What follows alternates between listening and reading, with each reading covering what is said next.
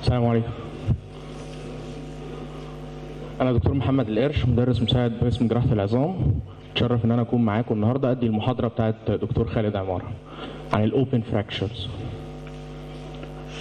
إحنا عارفين إن الأوبن فراكشرز دي حاجة بتتكرر كتير، نشوفها كتير في الاستقبال. في ناس كتير بتقول عليها الكومباوند فراكشرز أو الأوبن فراكشرز اللي هي الكسر المضاعف. خلاص؟ دي اكتر بيقابلوها دكاتره جراحه العظام او اي حد قاعد في استقبال الجراحه بيشوف الاوبن فراكشرز. يبقى لازم في الاول نبقى عارفين ايه هو الاوبن فراكشرز. هل اي كسر معاه ووند يعتبر اوبن فراكشرز؟ لا. عشان نقول عليه اوبن فراكشر يبقى لازم الووند دون يبقى واصل للفراكشر نفسه او للهيماتوما اللي موجوده حوالين الفراكشر. يبقى at first the definition of the open fracture is break in the skin and underlying soft tissue leading directly into or communicating with fracture and its hematoma. اغلبنا اللي هم اللي شغالين مننا في جراحه العظام هيبقوا عارفين الكلاسيفيكيشنز بتاعت الاوبن فراكشرز. هل في اهميه للكلاسيفيكيشنز دي؟ هي اهميتها بتتلخص في حاجتين. ان احنا بنقدر من خلال الكلاسيفيكيشنز دي ان احنا نعمل كومباريزون للريزلتس. الحاجه الثانيه هي جايد لاين بالنسبه لنا عشان نحدد البروجنوزس والتريتمنت. والمقصود بالبروجنوزس الانفكشن ريت والفراكشر هيلينج والامبيوتيشن ريت نتيجه للكوريليتد سوفت تيشو انجري. في كذا كلاسيفيكيشن اهمهم جاستيلو اند اندرسون كلاسيفيكيشن ده في 1976. دون بيقف على اربع حاجات: على السايز اوف ذا ووند، على الليفل اوف ذا كونتامينيشن، على السوفت تيشو انجري، وعلى البون انجري. وبنقسمها لتايب 1 و2 و3. 3 بتتقسم ل 3A و B و C. تايب 1 ده غالبا بيبقى puncture from within، يعني الكسر هو اللي فتح الجلد من جوه، يبقى هو from inside out، وده غالبا بيبقى اقل من 1 سم في السايز، والوند بيبقى كلين ويبقى فيه مينيمال سوفت تيشو دامج ومينيمال كومينيوشن ونو significant periosteal stripping. تايب 2 الوند بيبقى من سنتي ل 10 سم، بيبقى فيه moderate contamination moderate soft tissue damage بيحصل نتيجه الهاي انرجي تروما، وبيبقى فيه some necrotic muscles and moderate comminution. تايب 3 بقى دون بيبقى الووند بيبقى فيه اكبر من 10 سم، الانفكشن او الكونتامينيشن بيبقى عالي، بيبقى هاي انرجي تروما، بيبقى فيه سيفير او اكستنسيف ماسل ديفيتاليزيشن وهاي ليفل اوف بون كومينيوشن. اللي بيفرق لي بين تايب 3A و 3B الجرح نفسه، هل ممكن يتقفل ولا لا؟ لو ممكن نعمل بون كفرج with existing soft tissue ده يبقى 3A. لو محتاجين ان احنا نعمل فلاب فور بون كفرج ده يبقى 3B. تايب C هو اي غالبا هو بيبقى بيحصل مع الهاي انرجي تروما وبيبقى في سيفير سوفت تيشو دامج، بيبقى فيه ماركت كونتامينيشن. بس هو اي نوع من انواع الاوبن فراكتشرز يحصل معاه فاسكولار انجري ده از كونسيدرد تايب 3C. يبقى اهم حاجه حكايه الفاسكولار انجري، وده اكتر نوع فيهم ممكن ينتهي ان العيان يحتاج الامبيوتيشن. طيب احنا ليه برضو قلنا هنستخدم الكلاسيفيكيشن؟ لان الجريدز بتاعت السوفت تيشو انجري دي بتكوريليتس مع الانفكشن والفراكشر هيلينج. هنلاقي بالنسبه للانفكشن ريت كل ما زاد الليفل بتاع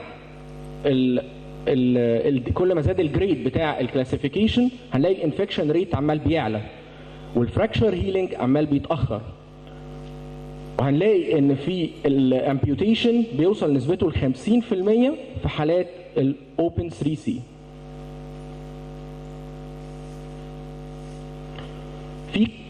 في 2005 في هوست كلاسيفيكيشن ده عمل واحد اسمه بون اند فيدماير.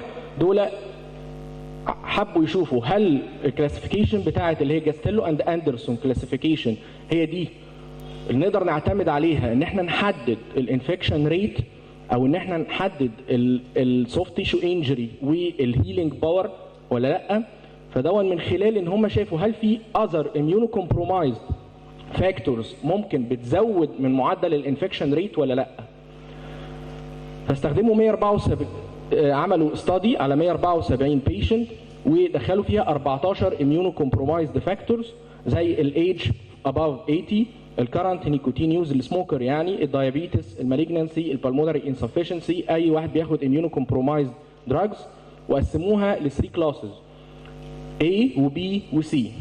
لو ما فيش اميونو كومبرومايزد فاكتورز كومبرومايزنج فاكتورز ما بيبقاش فيه الانفكشن ريت، بيبقى قليل، بيبقى 4%.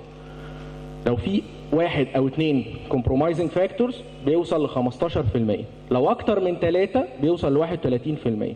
يبقى ال patients with any compromising risk factors has increased the risk of infection. الجاستالو كلاسيفيكيشن simple and useful tool. هل نقدر ان احنا لما نشوف العيان في الاستقبال نقدر ان احنا نقول ده تايب 1 او 2 او 3، ولا احسن ان احنا نشوفه في الاوبريتنج روم ثياتر؟ الاحسن ان يبقى جوه الاوبريتنج ثياتر، لان ممكن يبان لي الجرح صغير من بره، لكن لما اجي اعمل له ديبرايدمنت من جوه الاقي فيه سيفير سوفت تيشو انجري، وبالتالي الانتر اوبزرفر اجريمنت على الجاستالو كلاسيفيكيشن كان فيري بور. ومن هنا most reliably done ان احنا to classify الاوبن fracture in the operating room at completion of the primary wound care and debridement. طيب بالنسبه لي المانجمنت بتاع الاوبن فراكتشر، لو انا دلوقتي عندي عيان عنده اوبن فراكتشر، ايه الايم بتاعي؟ الايم بتاعي ان انا اعالج الاوبن فراكتشر، اعمل استابيلايزيشن للبون، اعمل جود ديبرايدمنت، اقلل من الانفكشن، واقدر اعمل سوفت تيشو كلوجر. والهدف الاساسي في الاخر ان احنا تو ريستور الفانكشن. طيب في ستيجز للكير بتاع البيشنتس اوف اوبن فراكتشرز. اول حاجه الانيشال اسسمنت زي ما احنا شفناه في اول محاضره من خلال الاي بي سيز، الحاجات اللي في الامرجنسي روم، الووند دريسنج. بعد كده البرايمري اوبريشن، ودي مقصود بيها الاريجيشن والديبرايدمنت والفراكشر ستابيلايزيشن. وبعدين في سكندري اوبريشنز اللي هي السوفت تيشو كفرج والبون ريكونستراكشن، واخيرا الريهابيليتيشن. الانيشال اسسمنت في الاول الاي بي سيز، الاير واي، البريثنج، سيركوليشنز، ديسابيليتي اللي شفناهم في اول محاضره. لازم نعمل كيرفول نيوروفاسكولار اكزامينيشن للبيشنت، هل ناخد كلتشر ولا لا من العيان دون في الامرجنسي روم؟ ملهاش لازمه ان احنا ناخد كلتشر في الامرجنسي روم، لان ممكن الانفكشن او الكونتامينيشن الموجود في الامرجنسي روم يلخبطني مع الانفكشن بتاع العيان دون، او يطلع نتيجه الكالتشر سنسيتيفيتي مش مظبوطه بالنسبه لي. ولازم ان احنا تشيك على البلس والموتور والسنسيشن. دلوقتي كلنا معانا الكاميرا، الموبايل بتاعنا بكاميرا، فيبقى دلوقتي عاده اللي بيبقى قاعد في الاستقبال واول واحد بيشوف العيان هو نايب الجونيور اللي بيبقى موجود في الاستقبال. بيحتاج ان هو يبلغ الاكبر منه، والاكبر منه بيبلغ الاكبر منه. هل كل واحد منهم مطلوب ان هو يجي يفتح الجرح تاني ويبص على الوند ويبص علشان يشوف ايه الجريدز بتاعته؟ لا، مش مطلوب. دلوقتي ممكن اصغر واحد يصور الجرح دون بالكاميرا وبنقدر نشوفها كلنا. مش لازم ان انا اقعد افتح كل شويه على الجرح، لان كل ما هفتح عليه هيزيد الكونتامينيشن وبالتالي هيزيد الريت اوف انفكشن. طيب يبقى ايه اللي هعمله في الامرجنسي روم لو في جروس كونتامينانت او ديبريس ماست بي ريموفد؟ الحاجه الثانيه ان انا بعمل كفرج للوند دون بمويست ستيرايل دريسنج، بستخدم فيه سلاين او بيتادين. وباسس النيوروفاسكولار ستيتس، بنعمل ري الاينمنت لللم، نحطه في سبلنت في سلاب، وبصوره اكس راي، وبندي تريبل انتي بايوتيك. مهم قوي ان احنا ندي الانتي بايوتكس as early as possible. خلاص، بندي كيفالوسبورينز، فلاجيل، بنسلين، جنتامايسين. الاوبجكتيفز بتاعت البرايمري سيرجري ان احنا to preserve a life and limb, wound debridement, defective injury assessment, fracture stabilization. دلوقتي في كلام بيتقال ان ايه؟ ان اي عيان open fracture must be managed في اول 6 ساعات. لازم في اول 6 ساعات ندخله العمليه نعمل له ديبرايدمنت. هل الكلام ده مظبوط ولا لا؟ اتعملت ستاديز كتيره، ومن الستاديز دي قالوا مفيش significant difference. يعني من الاخر كده الاوبن فراكتشر ده is emergency ولا is urgent؟ كلمه emergent يعني في خلال 6 ساعات لازم ادخله العمليات، ولا هو urgent يعني في خلال 24 ساعه ممكن ان انا ادخله العمليات. مفيش فرق بين ان انا ادخله في اول 6 ساعات او ان انا استنى عليه لتاني يوم في الاوبن فراكشر، اكسبت طبعا اللي هو تايب 3 سي اللي هو بيبقى فيه فاسكولار انجري. تايب 3 سي دون از ان emergency، لكن بقيه التايبز ممكن استنى عليهم لتاني يوم، هيبقى فيه عليه لتاني يوم بيبقى فيه سينيور ستاف، يبقى فيه تخدير احسن خلاص، وبالتالي ممكن نستنى عليه. يبقى من هنا نقدر نقول ان الاوبن فراكتشر مفيش اي significant difference before او after 6 hours.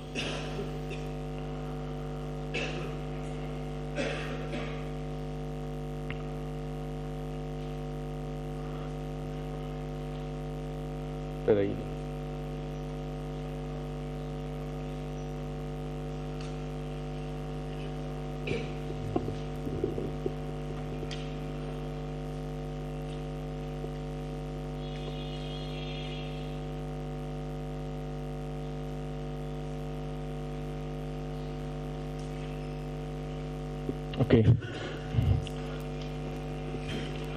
يبقى تاني there is no significant difference before and after 6 hours.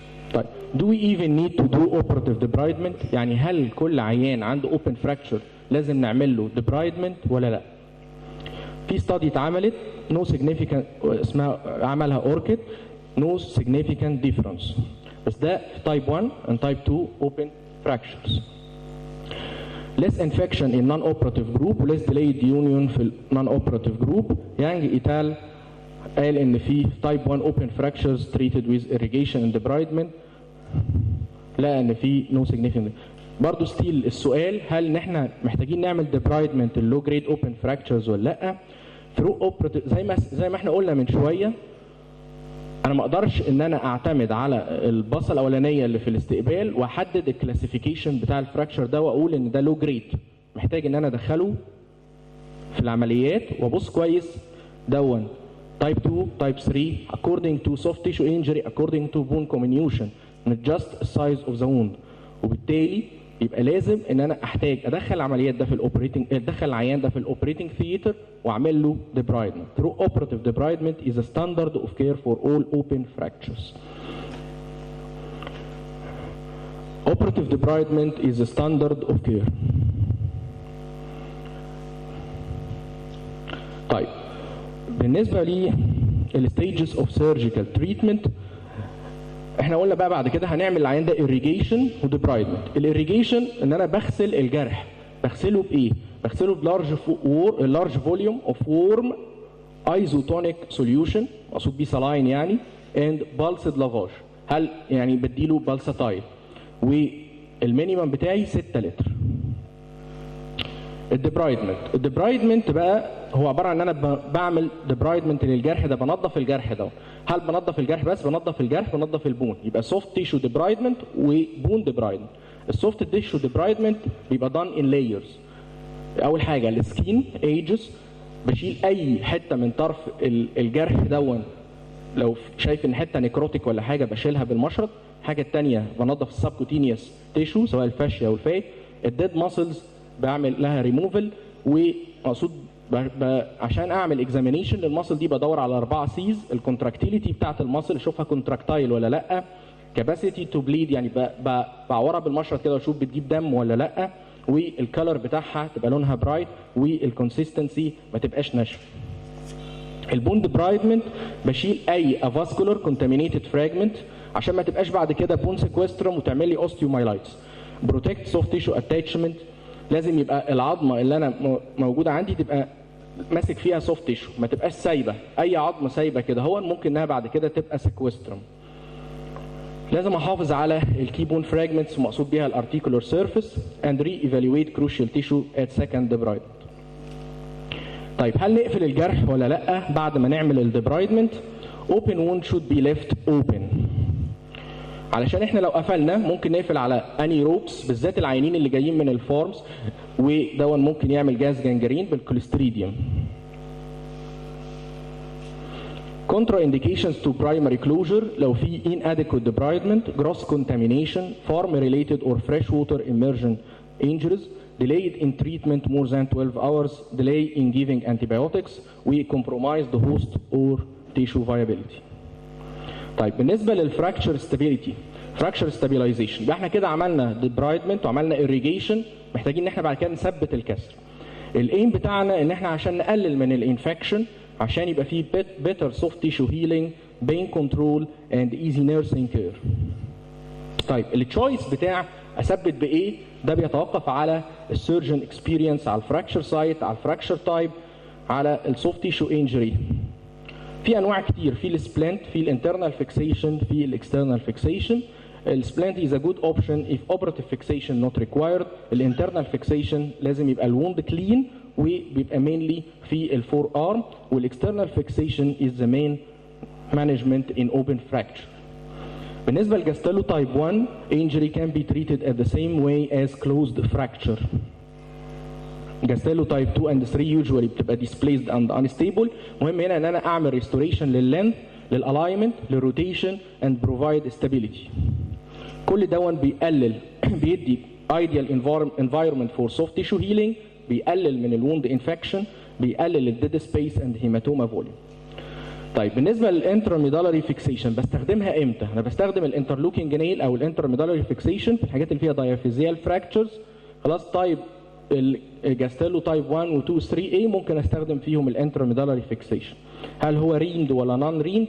ما يفرقش قوي. there is no difference in outcome and risk factors. هل يعني محتاج ان انا احط ريمد نيل ولا نون ريمد نيل؟ طيب when to use the plates. استخدم البليتس لو في open diaphyseal fractures of the arm and forearm. Open diaphyseal fractures in the lower extremities can't be used. Not recommended in diaphyseal fractures of the lower extremities. Also used in the periarticular fractures. المين يوز بتاعنا هو الاكسترنال فيكسيتورز، نستخدمها في diaphyseal fractures not amenable to intramedullary nail, ring fixators for periarticular fractures, temporary joint spanning و temporary ممكن نستخدمه temporary fixation وبعد كده نحول ل definitive fixation ب other means. الادفانتجز بتاعتها ان هي easy و quick relative stable fixation, no further damage done. disadvantage عيب الاكسترنال فيكسيتورز ممكن يحصل معاها بين تراك infection, mal-alignment, delayed union.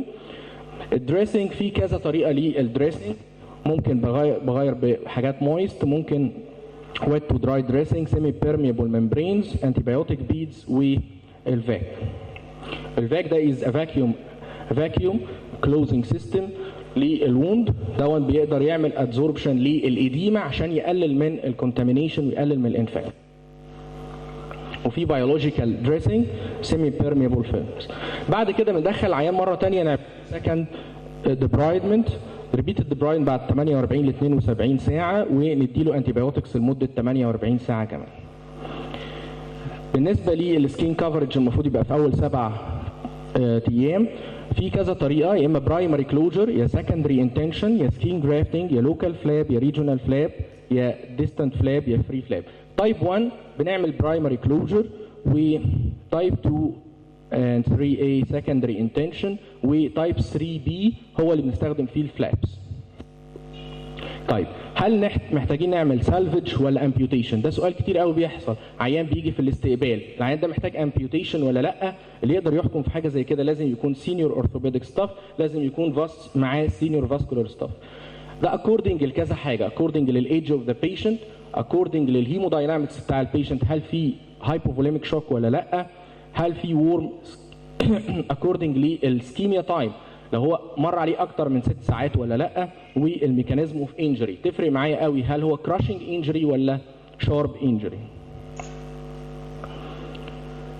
To summarize at the end، مهم قوي ان احنا نعمل عشان to manage الاوبن fracture ان احنا to evaluate the patient and injury، بنعمل initial debridement, soft tissue management, fracture stabilization, early soft tissue closure and coverage, bone and soft tissue reconstruction, and the end is rehabilitation.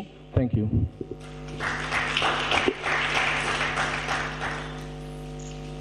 حتى اي اسئله يا جماعه؟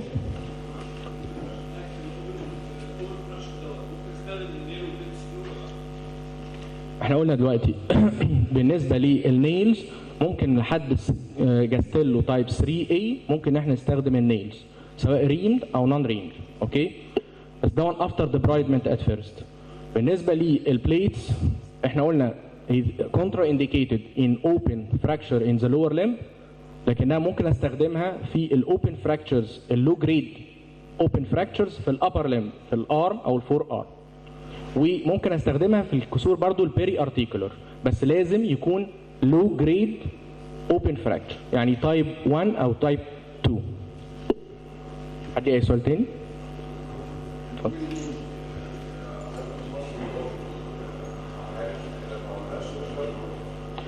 مفيش اي عيان يجي الاستقبال عنده اوبن فراكشر واغسله واقفله، ما ينفعش. لازم استنى عليه ما يتعمل له ديبرايدمنت جوه الاوبريتنج ثياتر. هل جوه الاوبريتنج ثياتر بقى نقفله ولا لا؟ ده في اختلاف، في كونتروفيرسي اذا كان يتقفل ولا لا، بس لازم وزن 7 دايز ان الجرح ده يكون مقفول.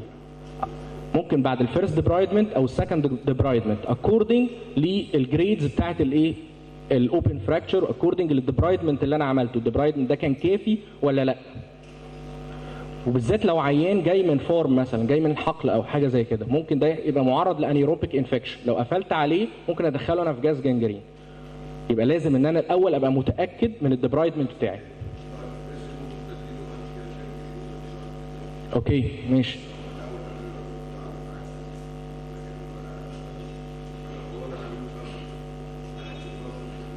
ما ينفعش ان انا اقفل العيان اوبن فراكشر في الاستقبال، لازم ان انا استنى عليه لما يخش الاوبريتنج ثياتر واعمل له جود ديبرايدمنت. ما ينفعش اي عيان اوبن فراكشر اقفله في الاستقبال. اتفضل.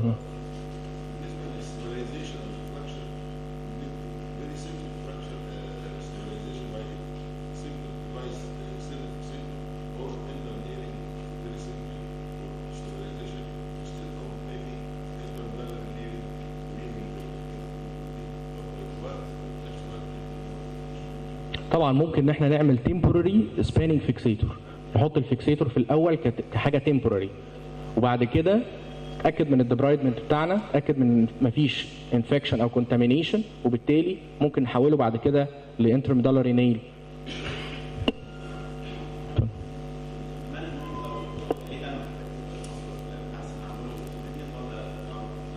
لازم يبقى في جود ديبرايدمنت ات فيرست. ما ينفعش ان انا اعمل فلاب على انفكشن، الفلاب دي هتقع، واخد بالك؟ لو في كونتامينيشن ممكن يحصل الفلاب دي تقع. يبقى لازم ان انا بستنى اما ابقى عامل جود ديبرايدمنت، بس الاحسن ان هي تبقى في وزن 7 دايز.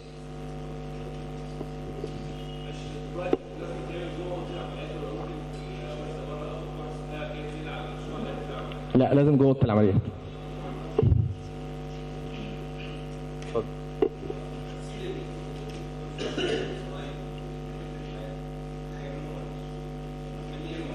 هو الاحسن بايزوتونيك سلاين، وورم ايزوتونيك سلاين، ويبقى بالساتايل. قد ايه؟ في اختلاف في الكلام ده، هل الكميه اللي بستخدمها قد ايه مختلفه، بس في اللو جريد ممكن ان انا استخدم في تايب 1 مثلا ممكن استخدم 3 لتر، لكن في تايب 2 لازم يبقى على الاقل 6 لتر، وفي ناس تقول مع تايب 3 يبقى 9 لتر.